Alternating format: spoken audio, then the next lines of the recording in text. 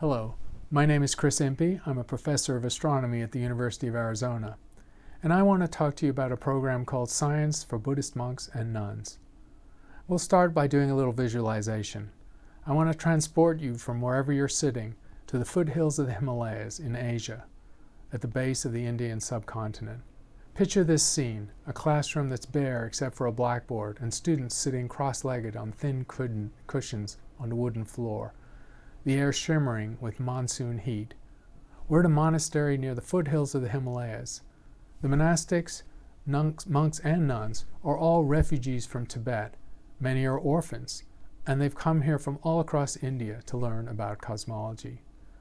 This program was started by the Dalai Lama 2 decades ago.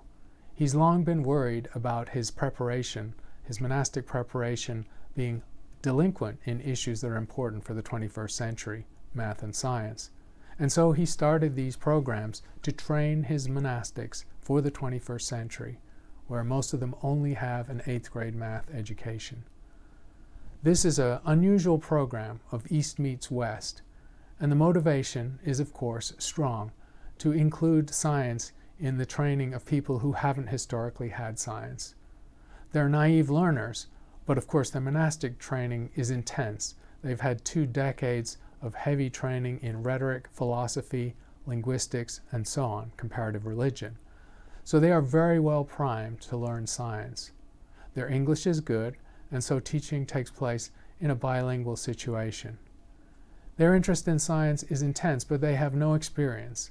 And the goal of these workshops is to use active learning pedagogy to engage the monks and nuns in the science, to give them enough knowledge to be able to converse with their fellow monastics, and to give them the tools they might need to take the science home to them, to their nunneries and monasteries, and do simple hands-on science to spread to another set of people.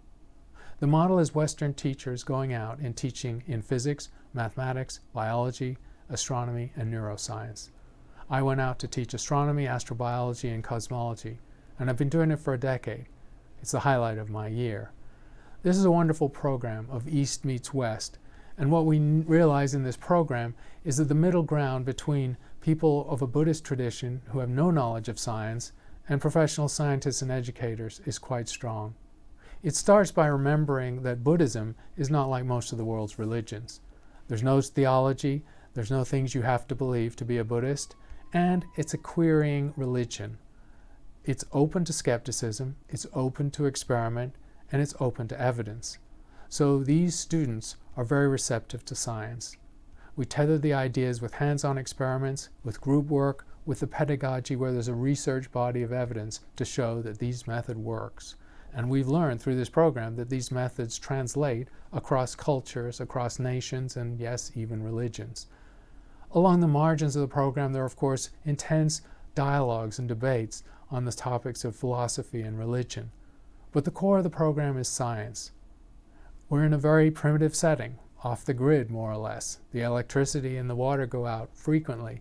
So this is low-tech teaching, and it's salutary for a Western educator used to having his tools all around him to go to a place where you have to convey complex concepts with minimal equipment that you've just gathered locally. But overall, the program is very successful. The best graduates from this program have gone back to their monasteries and nunneries. They've set up science centers. They've started to train a next generation of monks and nuns, younger than they are, in science and the rudiments of the scientific method. So I consider it a successful program, and we're in it for the long haul because there are thousands and thousands of monastics that we still have to reach.